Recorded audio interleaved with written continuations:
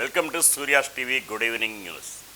గత ప్రభుత్వంలో మొక్కుబడి సాయం కాదు, మన విద్యార్థులు పోటీ ప్రపంచానికి లీడర్స్గా ఎదిగేలా సాయం. దాదాపుగా 3,326 మందికి సంబంధించి 2016-17కు సంబంధించిన 318 కోట్ల రూపాయలు బకాయిలుగానే వదిలేశారు. పోనీ యూనివర్సిటీస్లో ఉన్న ట్రాన్స్పరెన్సీ, కాలేజెస్లో ఉన్న ట్రాన్స్పరెన్సీ ఏదైనా ఉందా అని అంటే అది లేదు. ఎల్లయ్య పుల్లయ్య కాలేజీలలో సీట్లు వచ్చినా కూడా కొంతమంది రికమెండేషన్లు పెట్టుకొని కొంతమందికి మాత్రమే అర్హత పొందేవాళ్ళు. ఇవన్నీ కూడా ఇప్పుడు మార్చేశాం. అర్హత అన్నది అర్హత అన్నది ఒక క్వాలిఫికేషన్ మాత్రమే అర్హత. No political interference, no recommendation, ఎక్కడ కరప్షన్ లేదు, ఎక్కడ లంచాలు ఉండవు. ఎవరికైనా కూడా టాప్ 50 కాలేజెస్లో 21 ఫ్యాకల్టీస్లో ఈ 350 దగ్గర కాలేజెస్లో ఎవరికి సీట్ వచ్చినా కూడా 1,25,00,000 దాకా అప్పర్ లిమిట్ పెట్టి ఇచ్చే కార్యక్రమం. ఇవన్నీ కూడా ఎందుకు తీసుకొస్తా ఉన్నాం, ఎందుకు చేస్తూ ఉన్నాం అని అంటే మన పిల్లలు పోటీ ప్రపంచంలో ఎదగాలి, మన పిల్లలు పోటీ ప్రపంచంలో లీడర్స్గా ఎదగాలి. మీరు రాష్ట్రానికి ఏదో ఒక రోజు ఎప్పుడో ఒక రోజు మంచి చేసే అవకాశం పరిస్థితి రావాలి. శ్రీ అమ్మవారి దర్శనార్థం ఆలయానికి కుటుంబ సభ్యులతో కలిసి విచ్చేసిన గౌరవనీయులైన రాష్ట్ర కార్మిక పరిశ్రమ శాఖ కార్యదర్శి doctor M Hari Jawahar Lal IAS.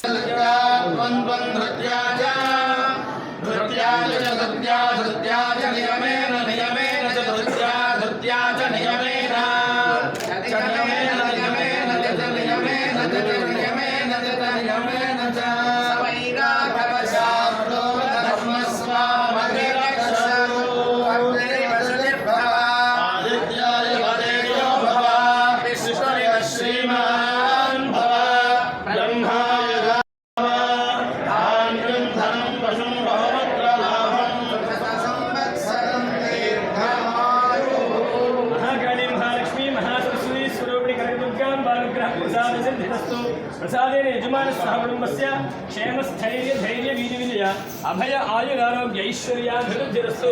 శరీర సంపూర్ణ సర్వకార్య దిగ్విజయ సిద్ధిరస్తు.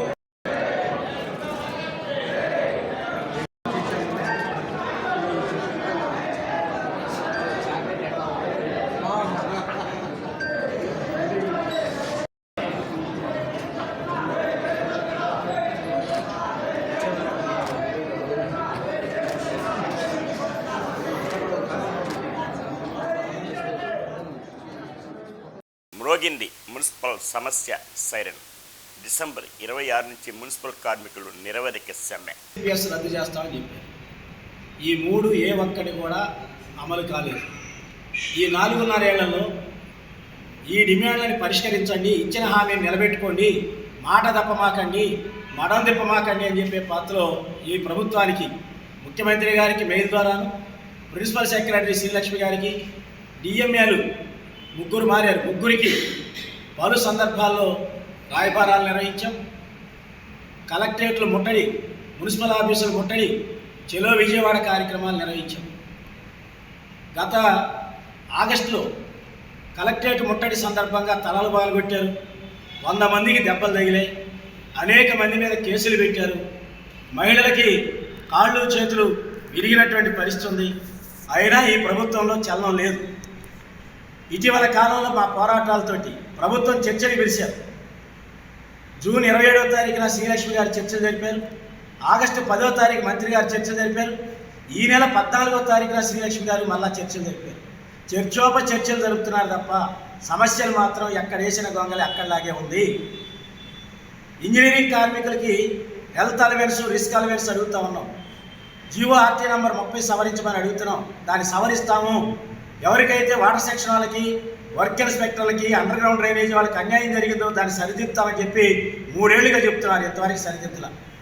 పబ్లిక్ హెల్త్ పరిధిలోకి వచ్చేటువంటి చెత్త తరలించే డ్రైవర్లు, అండర్ గ్రౌండ్ డ్రైనేజీ కార్మికులు, మలేరియా వాళ్ళు, పార్కుల్లో పనిచేసే వాళ్ళకి 3 ఏళ్లుగా ఇదిగో రేపు అదిగో మాపు అని చెప్పి హెల్త్ అలవెన్స్ ఇస్తామని చెప్పి ఊరిస్తున్నారు.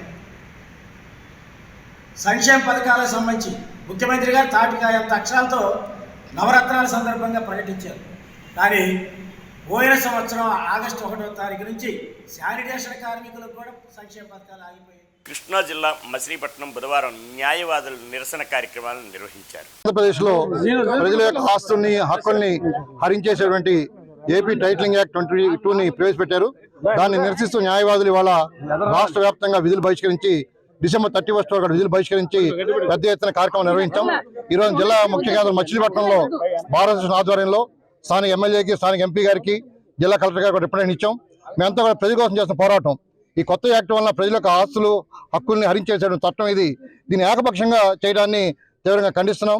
దీన్ని తక్షణమే రాష్ట్ర ప్రభుత్వం రీకాల్ చేయాలని కూడా న్యాయవాదులు ఒక డిమాండ్ చేస్తా ఉన్నారు. ఇవాళ ఎటువంటి డిస్కషన్ లేకుండా ఓవర్ నైట్ గా ఈ టైటిలింగ్ యాక్ట్ ని ప్రవేశపెట్టడాన్ని న్యాయవాదులు అందరూ కూడా తీవ్రంగా ఖండిస్తున్నారు. దీని మీద మచిలీపట్నం న్యాయవాద సంఘం తరఫున రాష్ట్ర హైకోర్టులో రిట్ కూడా దాఖలు చేయడానికి మేము సిద్ధంగా ఉన్నాము. ఇవాళ మచిలీపట్నం పురవీధుల్లో పెద్ద ఎత్తున ర్యాలీ నిర్వహించి ప్రజలను చైతన్యపరిచాం.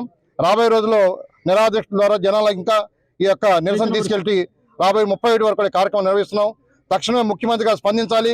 అందరు ఎమ్మెల్యేలు, ఎంపీలు స్పందించి ముఖ్యమంత్రి గారి దగ్గరికి వెళ్ళాలి. మీరు ఈ యాక్ట్ ని రీకాల్ చేయాలి. ప్రజల హక్కుల్ని, ఆస్తుల్ని రక్షించాలని, న్యాయస్థానం యొక్క గౌరవాన్ని కాపాడే విధంగా చేయాలని కూడా మేము డిమాండ్ చేస్తున్నాం. ఇవాళ భూమి గురించి, టైటిల్ గురించి వివాదం వస్తే న్యాయస్థానం కాకుండా ఈ రాష్ట్ర ప్రభుత్వం నియమించిన ఒక అధికారి దగ్గరికి వెళ్ళి టైటిల్ డిసైడ్ చేస్తే అది ఏకపక్షంగా అధికార పార్టీలు ఎవరుంటే వాళ్ళకి అనుకూలంగా అయ్యే పరిస్థితి. ఇది ప్రజలకి ఒక శరాఘాతం లాంటిది. ఈ చట్టాన్ని తక్షణం రద్దు చేయాలని మేమంతా కూడా డిమాండ్ చేస్తున్నాం. ఖచ్చితంగా రాష్ట్ర హైకోర్టులో ఇది వీగిపోతుంది. భారత రాజ్యాంగానికి వ్యతిరేకంగా, కాన్స్టిట్యూషన్ వ్యతిరేకంగా ఈ చట్టాన్ని ప్రవేశపెట్టారు. ఈ యాక్ట్ని ఖచ్చితంగా రాష్ట్ర హైకోర్టులో క్రాష్ అవుతుందని చెప్పి మేము నమ్ముతున్నాం. మచిలీపట్నం తెలుగుదేశం పార్టీ కార్యాలయంలో పెడన నియోజకవర్గం అధ్యక్షురాలు కాగిత నాగేశ్వరమ్మ బుధవారం నాడు మీడియా సమావేశం నిర్వహించారు. గౌరవనీయులైన శ్రీ నారా చంద్రబాబు నాయుడు గారి ఆదేశాల మేరకు మా అధ్యక్షురాలైన ఆచంట సునీత గారి ఆదేశాల ప్రకారం మేము బందర్ పార్లమెంట్ నియోజకవర్గానికి వచ్చి ఇది తెలియజేయడం జరిగింది. ముఖ్యంగా ఈ గవర్నమెంట్ జగన్మోహన్ రెడ్డి అధికారంలోకి రాకముందు తను ఇచ్చిన హామీల ప్రకారమే అంగన్వాడీ టీచర్స్కి, వర్కర్స్కి పక్క రాష్ట్రం కన్నా భిన్నంగా ఇస్తానని చెప్పి తను చేసిన వాగ్దానమే ఈరోజు 4 సంవత్సరాలైనా 4.5 సంవత్సరాలు దాటినా కూడా ఇవాళ వాళ్ళకి ఇచ్చిన మాట వెనక తీసుకోవడం జరిగింది. మాట తప్పని మడమ చెప్పని ముఖ్యమంత్రి గారు నువ్వు చరిత్రలో వెళ్ళిపోయావు. ఇంటికి ఎప్పుడు కూడా నువ్వు అక్క చెల్లెమ్మలనే పదానికి పనికిరాని ముఖ్యమంత్రివి. నువ్వు మా అధినేత ఆడబిడ్డలని పిలుస్తాడు. ఆడబిడ్డలని పిలిచినందుకు అతను న్యాయం చేశాడు. నువ్వు అక్క చెల్లెమ్మలను పిలిచి అక్క చెల్లెమ్మను అదపాతానికి తొక్కేసిన ముఖ్యమంత్రి ఎవరన్నా ఉన్నారంటే జగన్మోహన్ రెడ్డి. మీ టైంలో నీకు కోల్చడం తప్ప మనిషికి పెట్టడమో చేయడమో చేతగాని మంత్రివి నువ్వు. నీ గవర్నమెంట్లో 2018-19 గవర్నమెంట్లో ఒక్క అంగన్వాడీ సెంటర్ కూడా నిర్మించడం జరగలేదు. మా బాబు గారి హయాంలో 2014లో నిర్మించిన భవనాల తాళాలు పగలగొట్టి వాళ్ళ సచివాలయం సిబ్బంది పంపించి అంగన్వాడీ వర్కర్స్ బదులు వాళ్ళని ఉద్యోగాలు చేయమని చెప్పడం జరుగుతుంది. ఇది ఎంతవరకు కరెక్ట్? ఒక రాష్ట్ర మంత్రిగా, ముఖ్యమంత్రిగా నువ్వు ఇది కరెక్ట్గా చేసేదని ఈ అంగన్వాడీ వాళ్ళ తరఫున మేము డిమాండ్ చేస్తూ అడుగుతున్నాము. దయచేసి అక్క చెల్లెమ్మలు అనే పదానికి అనర్హుడు ఈ ముఖ్యమంత్రి అని నేను కోరుకుంటూ ఈ సభాముఖంగా తెలవజేస్తున్నాను. విజయవాడ మున్సిపల్ కమిషనర్ స్వప్నల్ దినకర్ ఆదేశాల మేరకు కమిషనర్ ఛాంబర్లో మంగళవారం పొలిటికల్ పార్టీ ప్రతినిధుల పొలిటికల్ రివ్యూ మీటింగ్ నిర్వహించారు. మనం ఏ పార్టీ చేసామో అది 7 సెకండ్స్ మనం బయట అదే బయట కూర్చున్న ఆఫీస్ మూడు ఎవరికి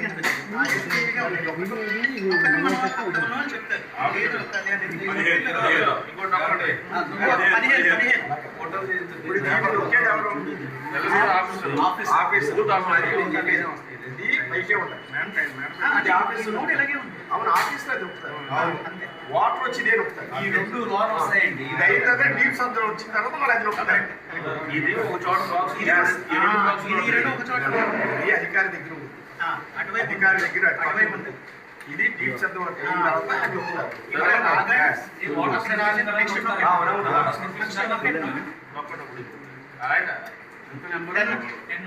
ఇంకోటి ఆయన నొక్కింది.